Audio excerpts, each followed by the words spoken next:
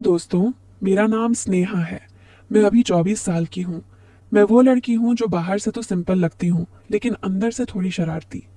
मेरी फिगर ऐसा है कि जब मैं साड़ी पहनती हूँ तो कमर पर वो चुन्नट वाली प्लीट्स थोड़ी टाइट हो जाती हैं और बाल खुले छोड़ दूं तो लगता है जैसे कोई फिल्म की हीरोइन हो। लेकिन मैं घरेलू टाइप की हूँ। गांव से शहर आई हूँ पढ़ाई के लिए और अब जॉब करती हूँ। मेरी आंखें बड़ी बड़ी हैं और जब मैं मुस्कुराती हूँ तो होंठ थोड़े गुलाबी हो जाते हैं। खैर, ये सब छोड़ो। मैं आज तुम्हें अपनी एक कहानी सुनाने वाली हूँ। ये कहानी मेरे दादा और मेरी मम्मी की है। सुनने में थोड़ी अजीब लगेगी। बात उस वक्त की है जब मैं कॉलेज में थी। मेरी उम्र करीब 20 साल की है। हमारा घर गांव में है, बड़ा सा पुराना हवेली टाइप का।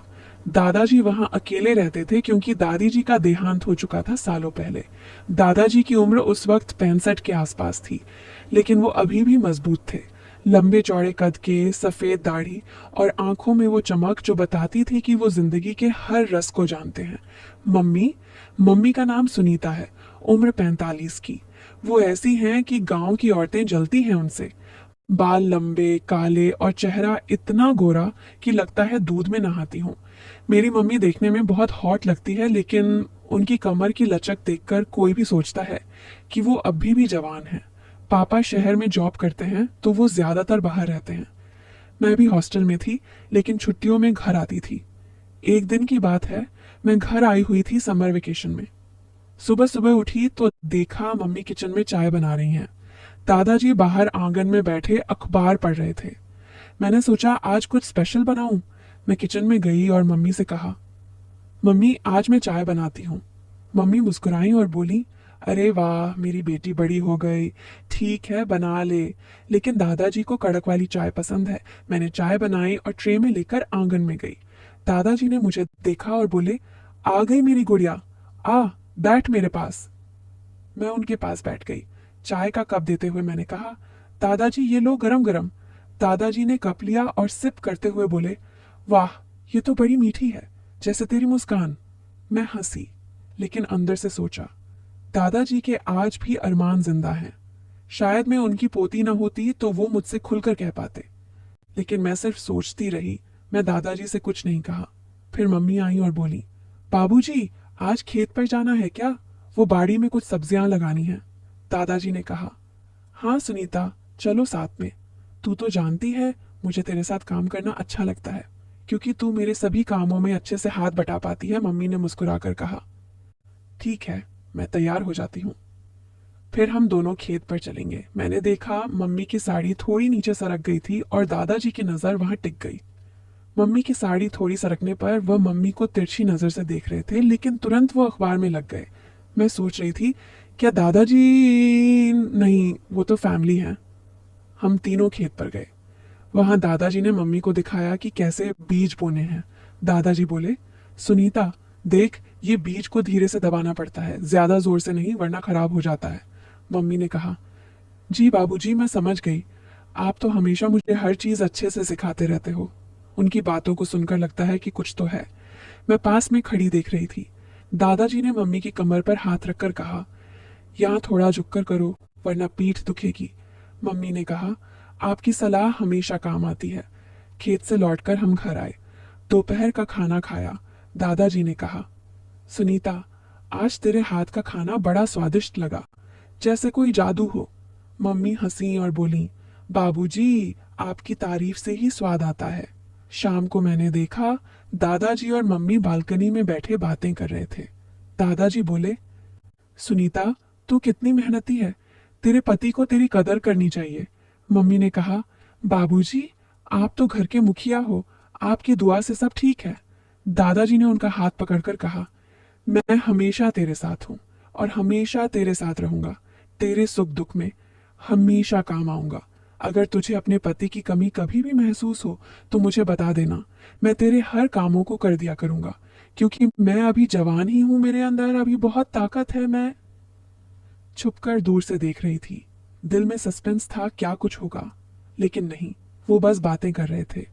रात को डिनर के बाद दादाजी ने कहा, सुनीता आज रात को वो पुरानी कहानी वाली किताब पढ़कर सुनाऊं? तू सुनकर सो जाना।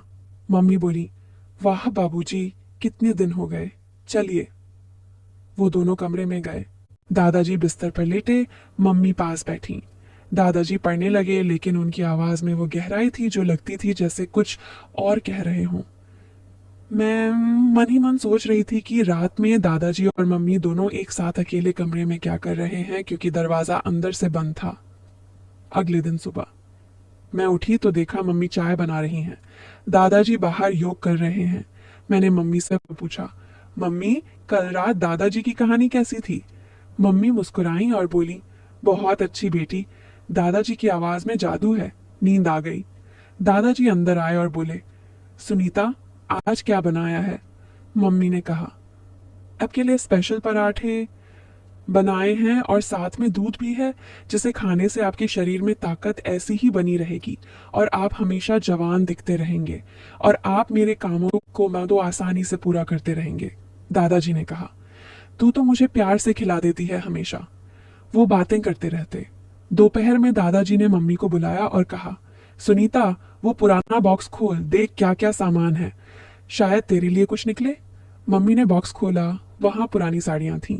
दादाजी ने कहा, ये दादी की थी, तू पहन कर देख। मम्मी ने एक साड़ी ली और कमरे में जाकर पहनी। बाहर आई तो दादाजी ने कहा, वाह सुनीता, तू तो और भी सुंदर लग रही है, जैसे कोई राजकुमारी। मम्मी शर्मा गई। मैंने देखा दादाजी की आंखों में वो चमक थी। शाम को हम सब बैठे टीवी देख रहे थे। दादाजी ने कहा, सुनीता तू मेरे बगल में बैठ। मम्मी बैठ गई। दादाजी ने उनका कंधा थपथपाया और बोले, तेरी मौजूदगी से घर में रौनक है। मम्मी ने कहा, बाबूजी आपकी वजह से हम खुश हैं। रात को फिर वही। दादाजी ने कहा, आज एक नई कहानी सुनाता हूँ। मम्मी गई सुनने। मैं सोच रही थी, हर रात ये क्या हो रहा है? क्या दादाजी मम्मी को... नहीं, वो तो बुजुर्ग हैं। अगले दिन मैंने दादाजी से अकेले में बात की। मैंने कहा, दादाजी आप मम्मी से इतनी बातें क्यों करते हो? दादाजी हंसे और बोले, बेटी तेरी मम्मी घर की लक्ष्मी है, मैं उसे खुश रखता हूँ। दिन बीतते गए। एक दिन दादाजी बोले, देख सुनीता, ये सितारे कितने चमकते हैं जैसे तेरी आंखें। मम्मी ने कहा, बाबूजी आपकी बातें कितनी प्यारी हैं। दादाजी ने कहा, तू मेरे करीब आ, ठंड लग रही होगी। मम्मी करीब गई। नीचे आकर मम्मी खुश लग रही थी। मैंने सोचा, ये रिश्ता कितना गहरा है। फिर एक दिन दादाजी ने मम्मी को एक पुराना नेकलेस दिया। बोले, ये दादी का था, अब तेरा है, पहनकर देख। मम्मी ने पहना। दादाजी ने पीछे से क्लिप लगाया। उनकी उंगलियां मम्मी की गर्दन पर लगी। मम्मी ने कहा, बाबूजी ये तो बहुत सुंदर है। दादाजी बोले, तू पहनकर और सुंदर लग रही है। वो पल ऐसा था कि लगता था कुछ होगा, लेकिन नहीं। शाम को दादाजी ने कहा, सुनीता आज तेरे साथ एक गेम खेले, वो पुराना लूडो। मम्मी हंसी और बोली, चलिए, लेकिन आप हमेशा जीतते हो। वो खेलने लगे। दादाजी ने कहा, तेरा पासा हमेशा अच्छा आता है, जैसे तू लकी हो। खेलते खेलते दादाजी का हाथ मम्मी के हाथ से टच हुआ। रोजाना की ये छोटी छोटी बातें बढ़ती गईं। दादाजी मम्मी को सिखाते कुछ नया, जैसे पुरानी रेसिपी। दादाजी बोले, सुनीता ये मसाला ऐसे मिलाना, धीरे धीरे। मम्मी करती, दादाजी देखते। उनकी नजर मम्मी की हरकतों पर। एक दिन दादाजी ने कहा, सुनीता तू थक गई होगी, आ मैं तेरे पैर दबा दूं। मम्मी ने मना किया, नहीं बाबूजी आप आराम करो। लेकिन दादाजी ने जिद की। मम्मी बैठ गई। दादाजी ने पैर दबाए। बोले, तेरे पैर कितने नरम हैं। मम्मी शर्मा गई। मैं देख रही थी, घर में एक अजीब सा बॉन्ड बन रहा था। फिर एक रात दादाजी ने मम्मी को बुलाया और कहा, सुनीता आज एक राज बताता हूँ। मम्मी गई। दादाजी बोले, मैं तेरे पति से पहले तेरे बारे में कुछ सोचता था, लेकिन अब... मम्मी चौंक गई। लेकिन दादाजी ने कहा, अब तू मेरी बेटी जैसी है। अगले दिन दादाजी ने मम्मी को एक लेटर दिया। बोले, ये पढ़। मम्मी ने पढ़ा। वो दादी का लेटर था, जिसमें लिखा था कि सुनीता को बेटी की तरह रखना। दिन गुजरते रहे। एक दिन दादाजी ने मम्मी से कहा, सुनीता आज हम घर के पीछे वाले बगीचे में घूमे। वो गए। वहां फूल थे। दादाजी ने एक फूल तोड़ा और मम्मी के बालों में लगाया। बोले, ये तेरे लिए। मम्मी ने कहा, बाबूजी आप कितने रोमांटिक हो। दादाजी हंसे। शाम को दादाजी ने मम्मी को गले लगाया और कहा, तू मेरी जिंदगी है, दादाजी ने कहा, सुनीता, आज हम घर में एक पुराना रेडियो सुधारें। वो दोनों मिलकर रेडियो सुधारने लगे। दादाजी के हाथ मम्मी के हाथों पर, लेकिन बस काम। फिर रेडियो चला। पुराना गाना बजा, तेरे बिना जिंदगी से कोई शिकवा तो नहीं। दादाजी बोले, ये गाना तेरे लिए। मम्मी की आंखें नम हो गईं। फिर एक दिन दादाजी ने सबको बुलाया और कहा, मैं ये एक राज खोलता हूं। सब चौंके। असल में दादाजी मम्मी को ट्रेन कर रहे थे एक बिजनेस के लिए। दादाजी ने कहा, सुनीता, ये सारी बातें, ये क्लोजनेस, असल में मैं तुझे सिखा रहा था कि कैसे महिला इंडिपेंडेंट बने। मैंने एक एनजीओ शुरू किया है महिलाओं के लिए, और तू उसकी हेड बनेगी। मम्मी चौंक गई। बाबूजी, ये दादाजी बोले, हाँ, मैंने तुझे टेस्ट किया, देखा तू कितनी मजबूत है रचयिते। ये सब एक प्लान था महिलाओं को एम्पावर करने का। घर में खुशी छा गई। मम्मी एनजीओ चलाने लगी, दादाजी उनके मेंटर। मैं गर्व से देखती। हेलो दोस्तों, स्नेहा बोल रही हूँ। तुम सब सोच रहे होगे कि कहानी खत्म हो गई, मम्मी एनजीओ चलाने लगी, दादाजी मेंटर बन गए, सब खुशी खुशी, है ना? अरे पागल, अभी तो असली खेल बाकी है। अब जो मैं बताने जा रही हूँ वो सुनकर तुम्हारे पैरों तले जमीन खिसक जाएगी। तैयार हो? बात उस दिन की है जब एनजीओ का पहला साल पूरा होने वाला था। मम्मी पूरा दिन बाहर मीटिंग में थी, दादाजी घर पर अकेले। मैं भी ऑफिस से लेट आने वाली थी। शाम 7 बजे मैं घर पहुंची तो देखा पूरा घर अंधेरा था। सिर्फ ऊपर वाले कमरे में एक पतला सा बल्ब जल रहा था। दरवाजा हल्का सा खुला था। मैंने सोचा शायद दादाजी डायरी पढ़ रहे होंगे। मैं चुपके से सीढ़ियां चढ़ी। जैसे जैसे ऊपर जा रही थी, अंदर से 2 लोगों की फुसफुसाहट आ रही थी। एक आवाज दादाजी की थी, दूसरी दूसरी एक औरत की थी, लेकिन मम्मी की नहीं। मैं दरवाजे के पास पहुंची और झिरी से झांका। वो दृश्य देखकर मेरे हाथ पांव ठंडे पड़ गए। दादाजी बिस्तर पर बैठे थे और उनके सामने एक औरत खड़ी थी। उम्र करीब 50 से 55 की, बहुत सुंदर, लंबे बाल, गोरा रंग और आंखें बिल्कुल मम्मी जैसी। दादाजी उस औरत का हाथ पकड़े हुए थे और रो रहे थे। वो औरत भी रो रही थी। मैंने सुना दादाजी बोल रहे थे, सॉरी, मैंने तुम्हें 48 साल तक छुपाया, लेकिन अब और नहीं छुपा सकता। फिर दादाजी ने अलमारी खोली और एक पुराना लिफाफा निकाला। उसमें से एक फोटो निकाली। फोटो में दादाजी जवान थे और उनके साथ वही औरत थी, शादी के जोड़े में।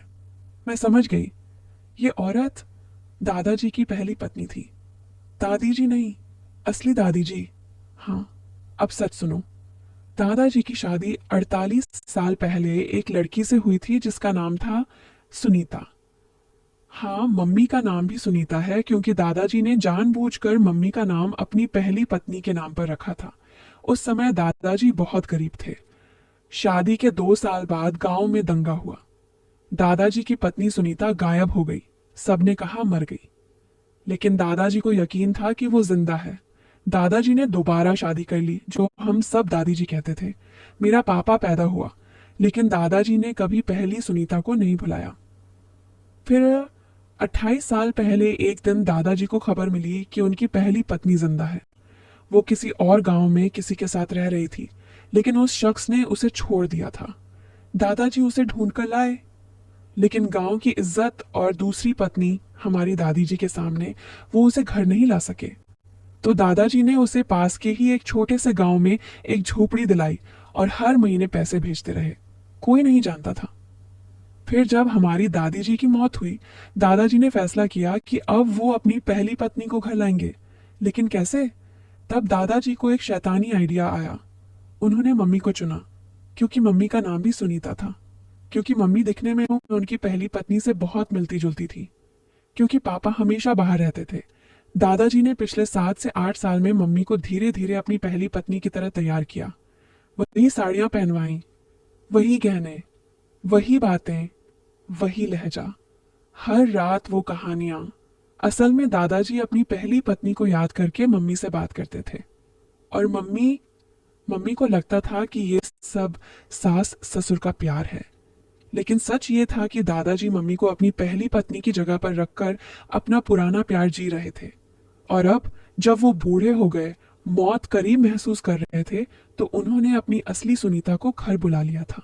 उस रात मैंने सुना दादाजी अपनी पहली पत्नी से कह रहे थे, मैंने सुनीता मम्मी को सब कुछ सिखा दिया, अब वो तेरी तरह मजबूत हो गई है, अब तू घर आ जा, मैं मरने से पहले तेरे साथ एक रात भी तो बिताना चाहता हूँ, जैसे पहले बिताता था। मैं वहीं खड़ी रही, मेरे दिमाग में बिजली कौंध रही थी, हर वो टच, हर वो नजर, सब सच थी। बस हीरोइन गलत थी। अगले दिन सुबह मम्मी घर आई। दादाजी ने उन्हें बुलाया और सबके सामने कहा, सुनीता, आज मैं तुम सबको अपना सबसे बड़ा सच बताने जा रहा हूं। और फिर सबके सामने दादाजी ने अपनी पहली पत्नी को अंदर बुलाया। मम्मी के पैरों तले जमीन खिसक गई। मैं रोने लगी। और दादाजी दादाजी बस चुपचाप दोनों सुनीताओं को देखते रहे, जैसे उन्हें अब कोई फर्क नहीं पड़ता था कि असली कौन है और नकली कौन। बस इतना कहा। मैंने जिंदगी भर दो सुनीताओं को पाला, एक को छुपाकर, दूसरी को सबके सामने। अब मैं जा रहा हूं, तुम दोनों में से कोई भी मुझे माफ कर दे, बस इतना काफी है। 3 महीने बाद दादाजी गुजर गए। अंतिम संस्कार में दो सुनीताएं कंधा दे रही थीं, एक मम्मी, दूसरी वो औरत। गांव वाले आज तक समझ नहीं पाए कि असली दादी कौन थी।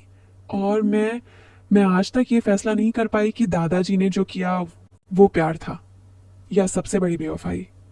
बस अब तुम बताओ, कौन सा सच ज्यादा खतरनाक था, वो जो हम सोच रहे थे या वो जो कभी सोचे भी नहीं थे? अगर ये कहानी और इसकी सीख आपको छू गई हो तो दिल से एक लाइक जरूर कर दें। चैनल को सब्सक्राइब कर लें ताकि ऐसी और सच्ची सी लगने वाली, दिल को छूने वाली कहानियां आप तक सबसे पहले पहुंचे। अपने दोस्तों और रिश्तेदारों के साथ शेयर करें, क्योंकि शायद किसी को आज यही मैसेज चाहिए हो। और कमेंट में ज़रूर बताइए, आपके लिए ज़िंदगी में सबसे ज़रूरी क्या है, पैसा या प्यार? धन्यवाद। फिर मिलते हैं एक नई कहानी के साथ।